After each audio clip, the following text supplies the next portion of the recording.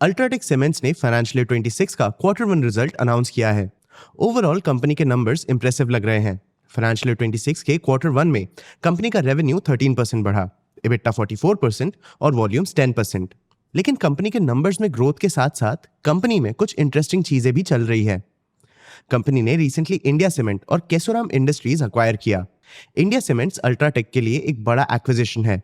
इन acquisitions का company के production और फाइनेंसेस पे इम्पैक्ट पड़ा है। अल्ट्राटेक सीमेंट फिलहाल कुछ इंटीग्रेशन चैलेंजेस से डील कर रहा है। तो फाइनेंशियल ईयर 26 के क्वार्टर वन में अल्ट्राटेक सीमेंट्स का परफॉर्मेंस कैसा था? कंपनी के परफॉर्मेंस में कंपनी के एक्विजिशंस का कितना इम्पैक्ट पड़ा? कंपनी कौन से चैलेंजेस फेस कर रही है? कंपनी के फ्यूचर प्रोस्पेक्ट्स और मैनेजमेंट गाइडेंस क्या है? आज की वीडियो में हम ये क्वेश्चंस आंसर करेंगे। सबसे पहले हम अल्ट्राटेक सीमेंट्स के फाइनेंशियल परफॉर्मेंस का ओवरव्यू लेंगे। उसके बाद हम इंडिया सीमेंट्स का परफॉर्मेंस भी देखेंगे। फिर हम कंपनी के कुछ चैलेंजेस भी एक्सप्लोर करेंगे। एंड में हम कंपनी के फ्यूचर प्रोस्पेक्ट्स और मैनेजमेंट गाइडेंस को भी एक्सप्लोर करेंगे। चलिए शुरू करते हैं। सबसे पहले अल्ट्राटेक सीमेंट्स के फाइनेंशियल्स। कंपनी सीमेंट इंडस्ट्री का एक जायंट है। लास्ट कुछ क्वार्टर्स में सीमेंट सेक्टर में कंसोलिडेशन का एक ट्रेंड चल रहा था और इस पीरियड में अल्ट्राटेक ने भी काफी एक्विजिशंस किए। लेकिन फाइनेंशियल ईयर 26 का क्वार्टर वन एक काम पीरियड था। कंपनी का कंसोलिडेटेड रेवेन्यू 21,040 करोड़ रुपीस था। ये एक 13% ईयर ऑन ईयर ग्रोथ था। कंपनी का EBITDA 4,591 करोड़ रुपीस था। ये एक पूरे 44% का ईयर ऑन ईयर ग्रोथ था। कंपनी का कंसोलिडेटेड EBITDA पर टन 899 रुपीस से 1,198 रुपीस तक बढ़ गया। कंपनी का profit after tax almost double हुआ और 2,226 करोड़ रुपीस तक बढ़ गया। कंपनी के रेडी मिक्स कंक्रीट सेगमेंट में 20% year on year volume growth हुआ। इस सेगमेंट ने 1,826 करोड़ रुपीस का रेवेन्यू रिकॉर्ड किया। कंपनी के व्हाइट सीमेंट सेगमेंट का रेवेन्यू 570 करोड़ रुपीस था। सेगमेंट का रेवेन्यू ईयर ऑन ईयर 2.8% गिर गया। कंपनी का बिल्डिंग प्रोडक्ट सेगमेंट में 21% का ग्रोथ हुआ और इस सेगमेंट ने 225 करोड़ रुपीस का रेवेन्यू रिपोर्ट किया। कंपनी के ओवरसीज ऑपरेशन में 56% ईयर ऑन ईयर ग्रोथ हुआ और इस सेगमेंट ने 941 करोड़ रुपीस का रेवेन्यू रिपोर्ट किया। ये नंबर्स देख के लग सकता है कि कंपनी का प्रॉफिटेबिलिटी बहुत अच्छा है, लेकिन ये भी एक कंसोलिडेटेड नंबर है। मतलब इस 44% EBITDA ग्रोथ में कंपनी के दोनों रीसेंट एक्विजिशंस का भी इफेक्ट है। अगर स्टैंड अलोन परफॉर्मेंस देखें तो कुछ एनालिस्ट के हिसाब से कंपनी का ऑर्गेनिक वॉल्यूम ग्रोथ कंपनी के प्रॉफिटेबिलिटी के बराबर नहीं है। एनालिस्ट का मानना है कि अल्ट्राटेक का like for like volume growth बस 3% बढ़ा है। ये नंबर इंडस्ट्री स्टैंडर्ड से थोड़ा कम ही है। मतलब अपने अक्वायर्ड बिजनेसेस के कारण कंपनी के रीजनल बिजनेसेस में ग्रोथ हुआ है, लेकिन ओवरऑल कंपनी का ग्रोथ फ्लैट ही रहा। कंपनी के CFO अतुल लागा ने कंपनी के परफॉर्मेंस पे कमेंट भी किया। उन्होंने कहा कि कंपनी ने सीमेंट के ग्रोइंग डिमांड को अंडर एस्टिमेट किया था। वो कंपनी के फ्यूचर प्रोस्पेक्ट के बारे में कॉशियस भी हैं। कंपनी के परफॉर्मेंस में इंडिया सीमेंट्स का भी इफेक्ट था। अल्ट्राटेक सीमेंट्स ने इंडिया सीमेंट्स दिसंबर 2024 में अक्वायर किया था। चलिए देखते हैं इस एक्विजिशन का फाइनेंशियल परफॉर्मेंस कैसा था। इंडिया सीमेंट्स के नंबर्स दो चीजें रिवील करती हैं। फाइनेंशियल 26 के क्वार्टर वन में कंपनी का रेवेन्यू 1,025 करोड़ रुपीस था। फाइनेंशियल 25 के फर्स्ट क्वार्टर के कंपैरिजन में कंपनी का रेवेन्यू अनचेंज्ड था। प्रॉफिटेबिलिटी की बात करें तो सेम पीरियड में कंपनी ने 92 करोड़ रुपीस का पॉजिटिव EBITDA रिपोर्ट किया। ये फाइनेंशियल 25 के क्वार्टर वन के 9 करोड़ रुपीस के EBITDA लॉस से एक बहुत बड़ा इंप्रूवमेंट है। कंपनी का पर टन EBITDA भी इंप्रूव हुआ है। फाइनेंशियल 25 के फोर्थ क्वार्टर में कंपनी पर टन बस 88 रुपीस EBITDA अर्न कर रही थी। फाइनेंशियल 26 के फर्स्ट क्वार्टर तक ये नंबर 424 रुपीस तक बढ़ गया। ये 5x इंक्रीज एक पॉजिटिव साइन तो है, लेकिन ये अभी भी काफी नहीं है। इंडिया सीमेंट्स का पर टन EBITDA अभी भी अल्ट्राटेक के 1,198 रुपीस के कंसोलिडेटेड पर टन EBITDA से काफी कम है। मैनेजमेंट ने इंडिया सीमेंट्स आर्म के लिए फाइनेंशियल 28 तक 1,000 रुपीस पर टन EBITDA टारगेट सेट किया है, लेकिन मैनेजमेंट ने यह भी कहा है कि प्राइसिंग और इंटीग्रेशन चैलेंजेस के कारण ये टाइमलाइन चेंज हो सकता है। और इंडिया सीमेंट्स का इंटीग्रेशन कंपनी के लिए ऑलरेडी एक चैलेंज बन रहा है। इंडिया सीमेंट्स के प्रोडक्ट्स एक टोलिंग अरेंजमेंट के अंडर अब अल्ट्राटेक सीमेंट के अंडर रीब्रांड करके सेल किए जा रहे हैं। इस अरेंजमेंट के अंडर इंडिया सीमेंट्स पर टन अल्ट्राटेक सीमेंट्स को 200 रुपीस पे करता है। कंपनी फाइनेंशियल ईयर 27 तक कोरोमंडल जैसे सारे लेगेसी ब्रांड्स को भी अल्ट्राटेक में ट्रांजिशन करना चाहती है, लेकिन शायद मार्केट को ये ट्रांजिशन पसंद नहीं आ रहा। केसोराम इंडस्ट्रीज और इंडिया सीमेंट्स के थ्रू कंपनी के पास सदर्न इंडिया में लगभग 53 million tonne cement per annum का कैपेसिटी है। सदर्न इंडिया के मार्केट में इस स्ट्रॉन्ग प्रेजेंस और फाइनेंशियल ईयर 26 के क्वार्टर वन में इन मार्केट्स में सीमेंट प्राइसेस के 13% राइज के बावजूद कंपनी के प्राइसिंग गेन्स वीक हैं और साउथ इंडिया कंपनी के लिए एक पॉइंट ऑफ फोकस रहा है। फाइनेंशियल 26 के फर्स्ट क्वार्टर में आंध्र प्रदेश, महाराष्ट्र और इवन गुजरात जैसे स्टेट्स में गवर्नमेंट लेड कैपिटल एक्सपेंडिचर का ग्रोथ हुआ। इन एरियाज में इंफ्रास्ट्रक्चर डेवलपमेंट कंपनी के लिए अपॉर्चुनिटीज प्रेजेंट करता है, लेकिन इन रीजन्स में कंपनी को रीजनल प्लेयर्स से स्टीप कंपटीशन भी फेस करना पड़ता है। कंपनी के मैट्रिक्स में एक पॉजिटिव डेवलपमेंट भी हुआ है। कंपनी का लीड डिस्टेंस 384 किलोमीटर से 370 किलोमीटर तक कम हुआ है।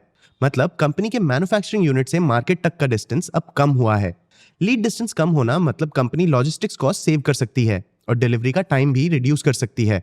अब 14 किलोमीटर एक बहुत बड़ा डिस्टेंस नहीं लगता, लेकिन ओवर मल्टीपल ट्रिप्स इस रिडक्शन का इम्पैक्ट भी बढ़ जाता है और इस रिडक्शन का इम्पैक्ट ऑलरेडी दिख भी रहा है।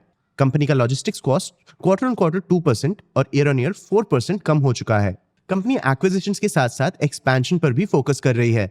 इस एक्सपेंशन प्लान के अंडर कंपनी ने फाइनेंशियल 26 में 3.5 मिलियन टन पर एनम का कैपेसिटी कमीशन किया है। कंपनी फाइनेंशियल 26 के रिमेनिंग मंथ्स में और 10.6 मिलियन टन और फाइनेंशियल 27 में 14.7 मिलियन टन कैपेसिटी ऐड करने का प्लान कर रही है। इन कैपेसिटी एडिशन के थ्रू कंपनी का मैन्युफैक्चरिंग कैपेसिटी 183 मिलियन टन से 212.2 मिलियन टन तक बढ़ सकता है। कंपनी ने फाइनेंशियल 26 के एक्सपेंशन के लिए 10,000 करोड़ रुपीस ईयर मार्क करके रखा है, जिसमें से फर्स्ट क्वार्टर में ऑलरेडी 2,000 करोड़ रुपीस स्पेंड हो चुका है। लेकिन इस केपेक्स से एक चैलेंज भी जुड़ा है, डेट। कंपनी का नेट डेट मार्च 2025 में 17,669 करोड़ रुपीस था।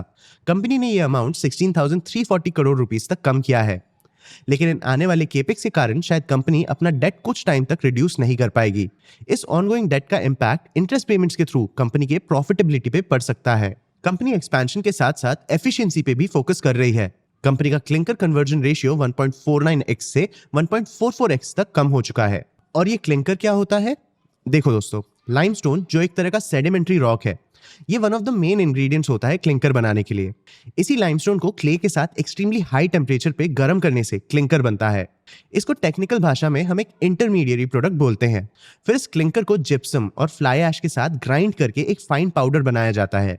यही फाइन पाउडर सीमेंट होता है। क्लिंकर कन्वर्जन रेशियो कम होने का मतलब है कि कंपनी अब same amount of cement produce करने के लिए कम रॉ मटेरियल का यूज कर रही है। कंपनी अगले 2 से 3 साल में ऑपरेशनल एक्सपेंसेस 300 रुपीस पर टन तक कम करने का प्लान कर रही है। पेटकोक प्राइसेस में 5% क्वार्टर ऑन क्वार्टर इंक्रीज के बावजूद कंपनी ने अपने fuel cost year on year 14% कम किए हैं। हमने सीमेंट के प्रोडक्शन प्रोसेस और इंडिया के सीमेंट इंडस्ट्री को एक डिटेल वीडियो में एक्सप्लोर भी किया है। मैं सजेस्ट करूंगा कि आप इस वीडियो को भी जरूर देखें।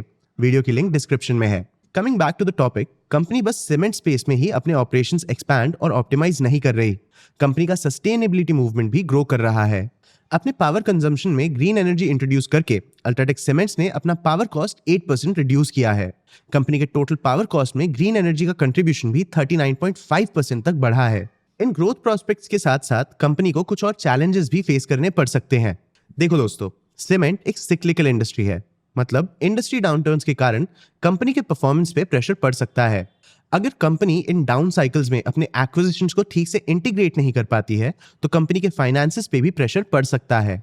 कंपनी का मैनेजमेंट इंडिया के सीमेंट इंडस्ट्री से फाइनेंशियल 26 में 7 to 8% का ग्रोथ एक्सपेक्ट कर रहा है। रोड मिनिस्ट्री के 100 kilometre highway construction per day का टारगेट, वधावन पोर्ट का कंस्ट्रक्शन, मुंबई मेट्रो का एक्सपेंशन और कुर्नूल रिन्यूएबल हब कंपनी के लिए पोटेंशियल डिमांड ड्राइवर्स हो सकते हैं। लेकिन मॉनसून पैटर्न्स और लेबर अवेलेबिलिटी इन प्रोजेक्ट्स के थ्रू कंपनी के सेल्स को भी इंपैक्ट कर सकते हैं। कंपटीशन भी कंपनी के लिए एक चैलेंज है। सीमेंट के कमोडिटाइज नेचर के कारण अल्ट्राटेक जैसे जायंट के पास भी प्राइसिंग पावर नहीं है। साउथ इंडिया में तो सीमेंट प्राइसेस राइज होने के बावजूद कंपनी के रियलाइजेशन गेन्स वीक थे। ऐसा लोकल ब्रांड्स के लिए हायर प्रेफरेंस के कारण हो सकता है। सीमेंट प्राइसेस में अभी भी राइज चल रहा है। मैनेजमेंट फाइनेंशियल 26 में फर्दर प्राइस इंप्रूवमेंट एक्सपेक्ट कर रही है, लेकिन ये प्राइस राइज कितने टाइम तक चलेगा और क्या कंपनी इस प्राइस राइज का फायदा उठा पाएगा, ये तो वक्त ही बता पाएगा। इन चेंजिंग डायनामिक्स के थ्रू कंपनी का परफॉर्मेंस कैसा रहेगा, इसका कोई कॉन्क्रीट आंसर तो नहीं है, लेकिन कंपनी के मैनेजमेंट ने फ्यूचर परफॉर्मेंस के लिए कुछ गाइडेंस दिए हैं। कंपनी के सीएफओ अतुल डागा ने फाइनेंशियल 25 के क्वार्टर 4 ग्रोथ असेसमेंट को 4% से 4.3% तक बढ़ाया। जैसा मैंने बताया, कंपनी ने पास्ट में मार्केट डिमांड को अंडर एस्टिमेट किया था, जिसके कारण शायद कंपनी ने कम ग्रोथ भी एक्सपेक्ट किया हो। फाइनेंशियल 26 में company double digit volume growth expect कर रही है। ये इंडस्ट्री के mid to high single digit estimate से ज्यादा है। मतलब कंपनी अपने फ्यूचर ऑपरेशंस के बारे में कॉन्फिडेंट और ऑप्टिमिस्टिक है। फाइनेंशियल 26 का क्वार्टर 1 अल्ट्राटेक सीमेंट के लिए एक स्ट्रॉन्ग स्टार्ट लग रहा है, लेकिन इस मोमेंटम को मेंटेन करने के लिए कंपनी को अपने एक्विजिशंस को इंटीग्रेट करना होगा। और अपने इंटरनल ऑपरेशन से कुछ फ्लॉज हटाने होंगे। आपको क्या लगता है, क्या कंपनी इन एक्विजिशंस के ऑपरेशंस को स्ट्रीमलाइन करके अपने टारगेट्स मीट कर पाएगी? क्या कंपनी एक्सपेंशन के साथ साथ लोकल कंपटीशन को आउट परफॉर्म कर पाएगी? अपने व्यूज हमें कमेंट सेक्शन में जरूर बताना। आगे आप कौन से टॉपिक्स पे वीडियोस देखना चाहते हो, ये भी हमें कमेंट सेक्शन में जरूर बताना। अगर ये वीडियो आपको इन्फॉर्मेटिव लगा तो इसे लाइक और शेयर जरूर करना। ऐसे ही और वीडियोस के लिए चैनल को सब्सक्राइब भी कर लेना। आज की वीडियो के लिए इतना ही। मैं हूं आपका होस्ट देव, मिलते हैं अगले वीडियो में।